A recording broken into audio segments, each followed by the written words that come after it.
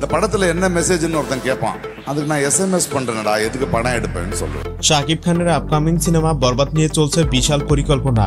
இன்னைக்கு ஒரு அசுர வளர்ச்சி, ஒரு அழகான வளர்ச்சி, যেটা জানার পর আপনারা টোটালি এক্সাইটেড হয়ে যাবেন। বলছি সব বিস্তারিত। আসন্ন রোজার ঈদে পুরো দেশ কাঁপাতে আসছে শাকিব খানের সবচেয়ে বড় বাজেটের সিনেমা বরবাদ, এটা নিয়ে কোনো সন্দেহ নেই।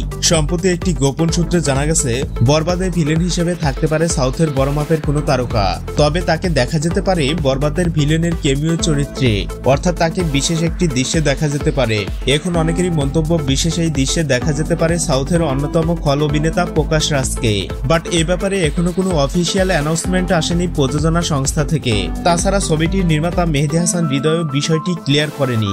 প্রথম থেকে এই সিনেমায় যিশু সেনগুপ্ত এবং মিশা সওদাগরের নাম শোনা গেলেও প্রধান ভিলেন হিসেবে কাকে দেখা যাবে এটাও ক্লিয়ার হয়নি এখনো।